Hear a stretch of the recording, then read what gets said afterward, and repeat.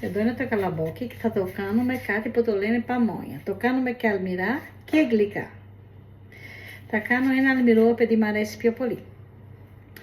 Παίρνουμε αυτό, το κόβουμε στην άκρη εδώ για να μπορέσουμε να βγάλουμε τα φύλλα έτσι. Μετά κασαρίζουμε τα μαλλιά που είναι πάνω του.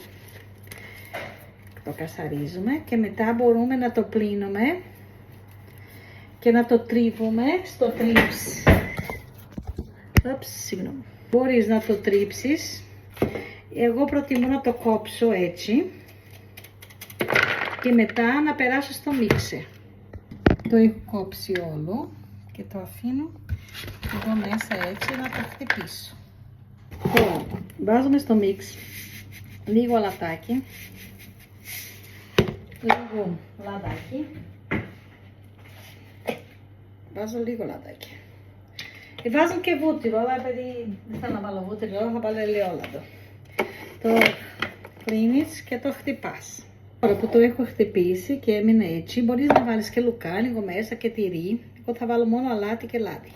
Παίρνεις τα δύο φύλλα, μία από πάνω από την άλλη.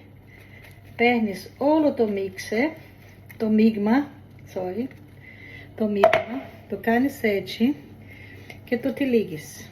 Έτσι και έτσι και έτσι. Και κάνεις αυτό. Και μετά παίρνεις ένα λαστικάκι ή μπορείς να κάνεις ένα κόμπο με αυτό το κομμάτι από το ίδιο το φύλλο. Το δένεις και με αυτό. Και μετά το βάζεις αυτό.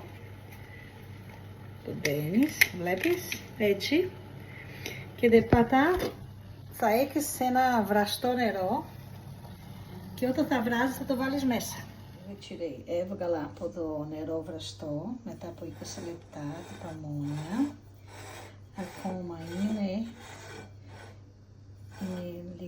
είναι πολύ ζεστή, πρέπει να αφήσουμε να κρυώσουμε ή άμα το ανοίγουμε έτσι βγάζουμε το φύλλο και το τρώμε. Έτσι είναι καλή μας όρεξη.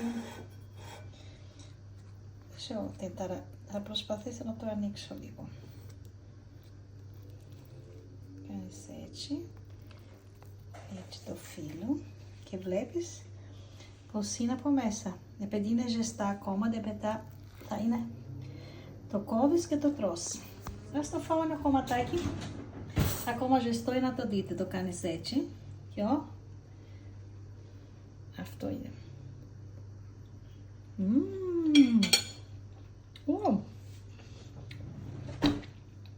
Είναι ωραίο, αλλά πολύ ζεστό ακόμα. Πρέπει να κρυώσει. Αλλά είναι μια χαρά. Γεια σας, ευχαριστούμε.